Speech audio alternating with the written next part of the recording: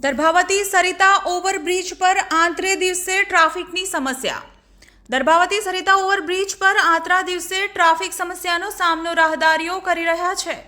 Sarita overbridge ઉપર એક તોતિંગ LP truck ખોટકાતા બ્રિજની બંને સાઈડ 2 કિલોમીટર સુધીની વાહનોની લાંબી કતારો જોવા મળી હતી, જેમાં 108 એમ્બ્યુલન્સ પણ ફસાઈ હતી.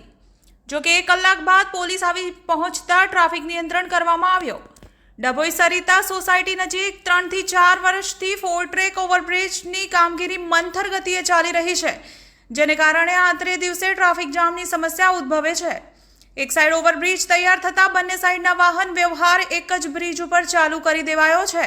બીજી સાઈડ બ્રિજની કામગીરી મંથર ગતિએ ચાલી રહી છે.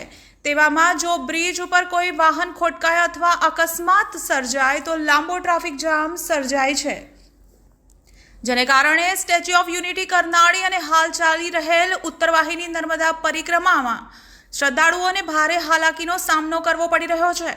આ બ્રિજ ઉપર ગત મોડી સાંજે એક તોતિંગ એલપી ટ્રક બ્રિજની મધ્યમાં ખોટકાતા લાંબો ટ્રાફિક જામ સર્જાયો હતો. વધુમાં પટેલવાડી નજીક ડ્રેનેજની કામગીરીને પગલે ડાયવર્ઝન અપાયું હોવાને કારણે શિનોર 4 રસ્તા સુધી ભારે ટ્રાફિક જામ જોવા મળ્યો હતો. મંથર ગતિએ ચાલી રહેલી ઓવરબ્રિજની કામગીરી ક્યારે પૂર્ણ થશે તે એક મોટો સવાલ છે. હજારો રાહદારીઓને આંતરા દિવસે હાલાકીનો સામનો કરવો પડી રહ્યો હોવાની બૂમો ઉઠવા પામી છે.